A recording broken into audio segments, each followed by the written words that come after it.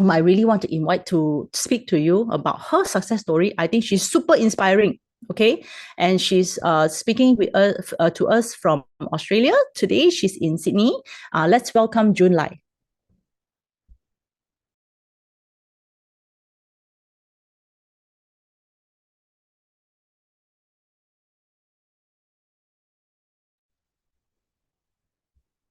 June, are you online?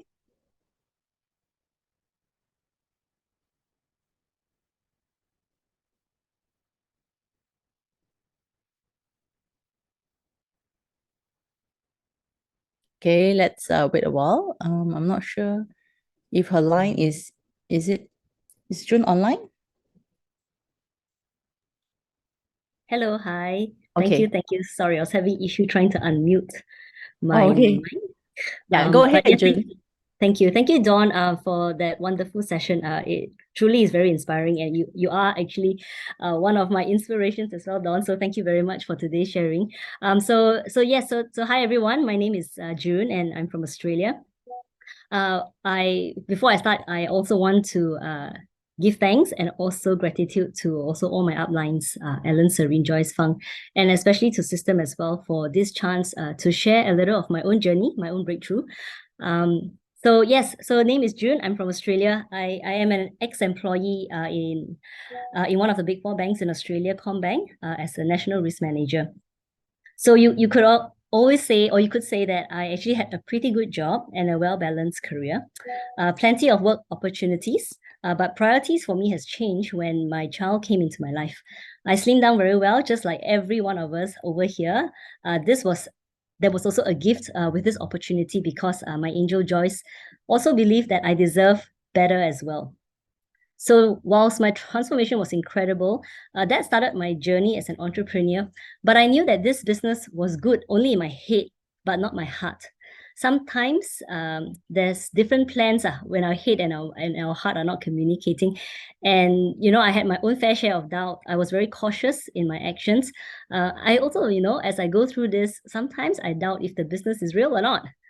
So at every different point, like what Dawn was saying earlier, we move between customer and builder, and we go swapping up and down, isn't it? So my actions and activities were always on a try basis. Yeah, so naturally you get a try results. My turning point came when I attended ST23 in October, when I actually had a refreshed perspective of the business. And I really truly believe at that point that everyone deserves an opportunity like this that we have with ST and with New Skin as well. So my goal over here has leveled up, and it wasn't just for myself, but it was a larger vision for ST, to be not only the #1 team in Pacific, but to be an enabler for TRME to be the best weight management program here in Pacific. I think that really excited me because it also then pushes the focus away from myself to something that's even larger. I truly actually enjoy what I do here with my heart and a mission to transform a lot of people. This vision I know will come to pass at one day. I truly love my team, the awesome bunch that I work with, and everyone that I cross path with. I really believe in adding value to their life. So with that new refreshed perspective, all the decisions I make and everything that I do suddenly just had a different light of energy in it. It was almost like a new adventure to me.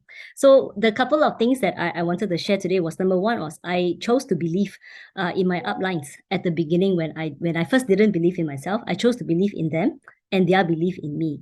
So when I saw what I wanted to achieve with through ST23, I also then began to be very open, to be more receptive to changes.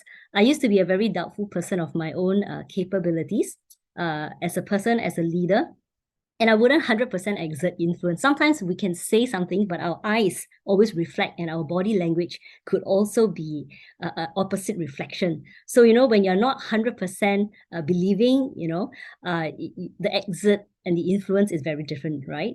So, with this newfound goal, it shifted my mind to not just about myself and my own individual goals, but also to something larger.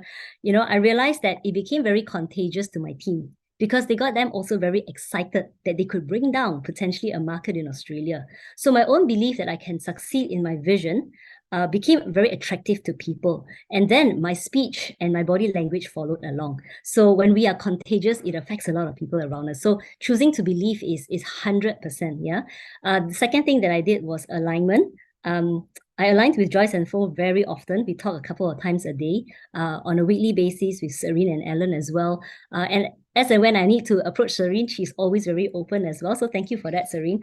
And I know that if I wanted to grow my own team, I first need to grow myself. And the only way I can do it is to have more alignment. Because alignment, I used to think was also a hassle. It's a bit like reporting, right? When you talk to them, you want to have some results. But then when there's no results, you don't want to talk, right?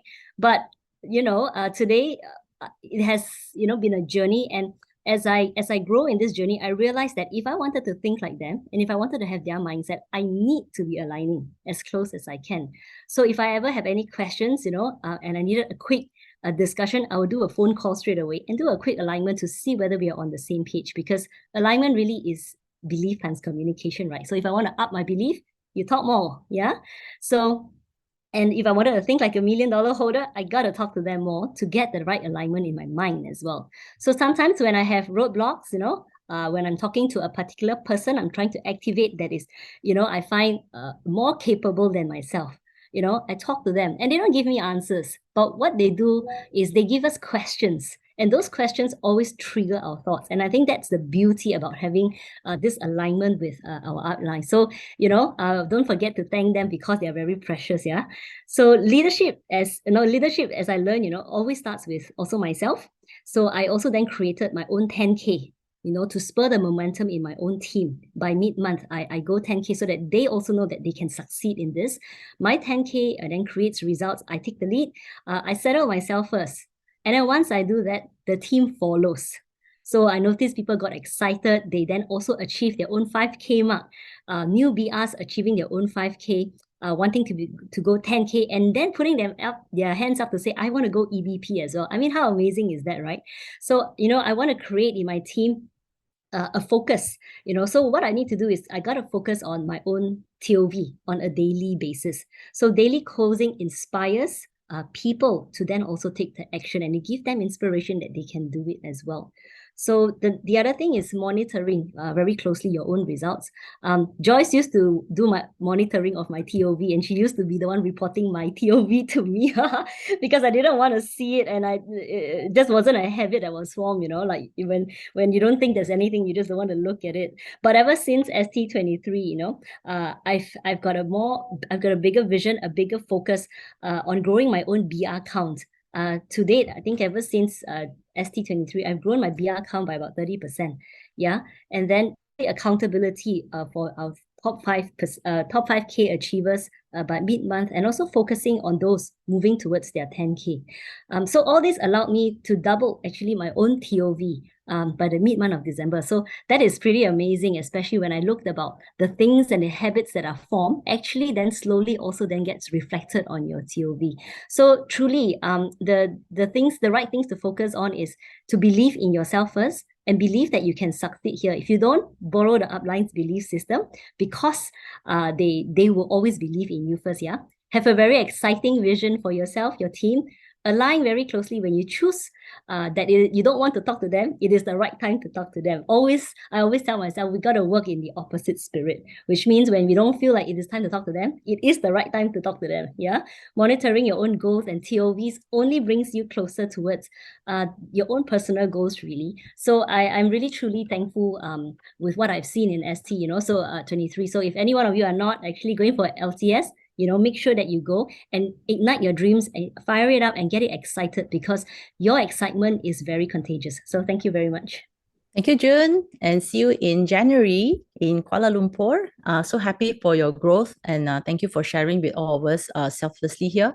I think for Jun, to come up to this stage is not comfortable for her as well, because I think she mentioned that if you don't feel like talking to your upline, that's the right time to talk to your upline, meaning she is uncomfortable, but she still need to do it.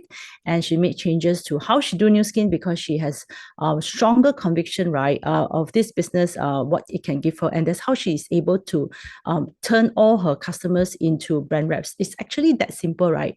So really thanks again once again, June, and thank you for a success story. Looking forward to see you in January in LTS. So